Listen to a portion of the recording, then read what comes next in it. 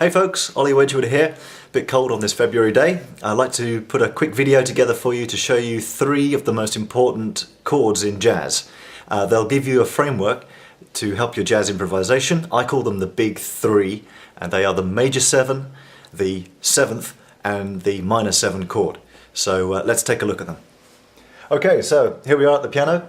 I'm sitting opposite middle C here, which is quite a good place to be. And we're going to take a look at the major 7th chord. I'm going to do it in the key of C because that's the easiest of the scales of the keys. It's all the white notes. So here's the scale. All the white notes, and here's the chord of C major 7. It's got the first, it's got the third, it's got the 5th, and it's got the 7th, the major 7th in there. This is quite a restful chord, and quite often you can actually play this chord if you just see a chord that's without any 7th or anything. If, for example, if you see a chord that just says C, then you could sometimes play the C major 7th and it would work.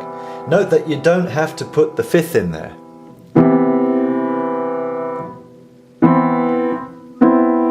You can leave the 5th out, and that actually makes the chord less mushy, if you like, but that's quite nice with the 5th in as well. So this will give you a framework in which to start your improvising, because we can use these notes in our improvisation. I can use all the notes of the key of C as well. Key of ski, that's good.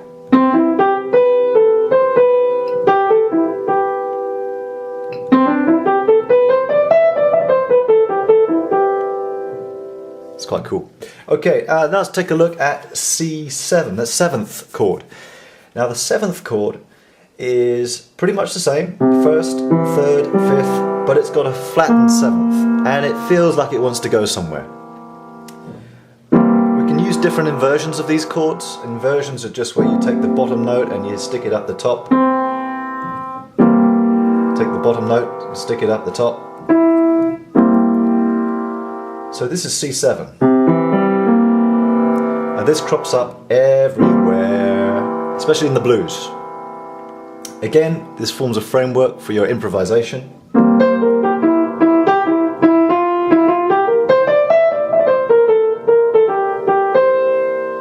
Okay, and lastly, the last of the big three jazz chords is the C minor 7, is the minor 7th chord. So we've got the first, we've got the minor flattened 3rd, we've got the 5th, and we've got the flattened 7th. So, and again we can use different inversions of this.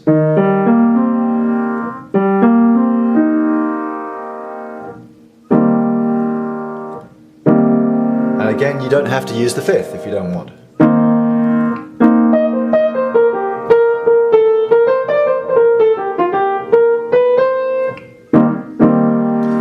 Okay, we'll be doing a bit more on this, so stay tuned for the next installment. So there we've got the major 7, we've got the flattened 7th, which is called the 7th, just C7, and now we've got C minor 7. Okay, see you in the next one.